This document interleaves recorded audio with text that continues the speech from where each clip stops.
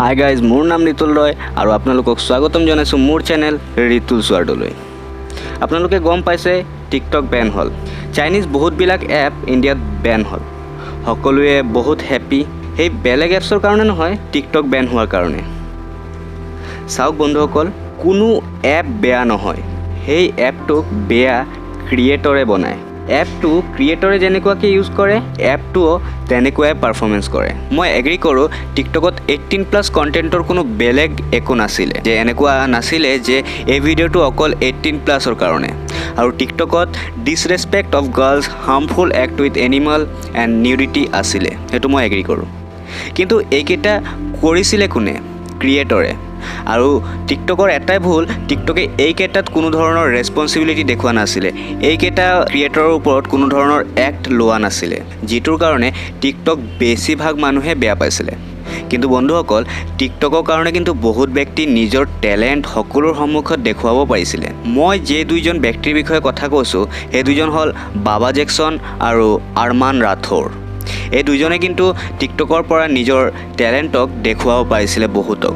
বন্ধুসকল, এইবিলাক টেলেণ্টক গুৰুত্ব দিয়াৰ দায়িত্ব কিন্তু আমাৰ। সেইকাৰণে টিকটক বেন হোৱাৰ পাছত ইণ্ডিয়াৰ যোনটো এপ আহিব, তাত কিন্তু আমাৰ এই টেলেণ্টক গুৰুত্ব দিব লাগিব, নহ'লে সেইটোতো টিকটকৰ নিচিনা হ'ব।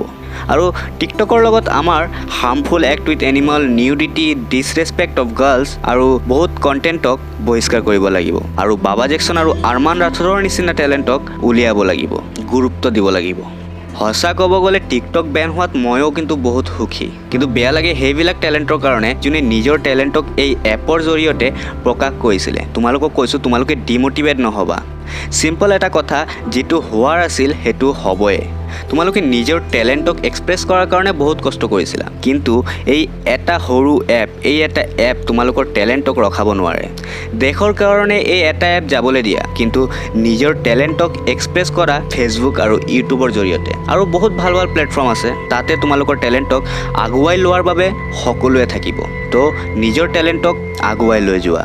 এই কথাবোৰ অকল সেইকেইজনৰ কাৰণে যিজনে এই টিকটক এপটোত dance, music, art, drama, funny content বা নিজৰ আৰু বেলেগ বেলেগ টেলেণ্ট দেখুৱাবৰ কাৰণে ব্যৱহাৰ কৰিছিলে। আৰু যোনে বেলেগৰ কণ্টেণ্টত লিপচিং কৰি নিজক চেলিব্ৰিটি বুলি কৈছিলে, তেওঁলোকৰ নিচিনা ক্ৰিয়েটৰৰ কাৰণে এই ভিডিঅ'টো।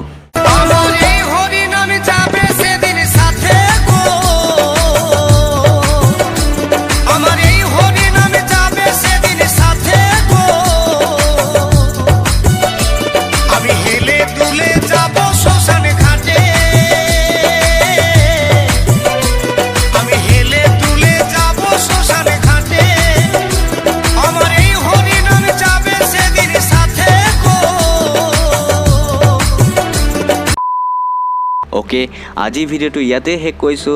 ভিডিঅ'টো ভাল লাগিলে লাইক কৰিব, শ্বেয়াৰ কৰিব আৰু মোৰ চেনেলটো ছাবস্ক্ৰাইব কৰি মোক সহায় কৰিব। সাৰে জাহাঁ সে আচ্ছা হিন্দুস্তান হামাৰা।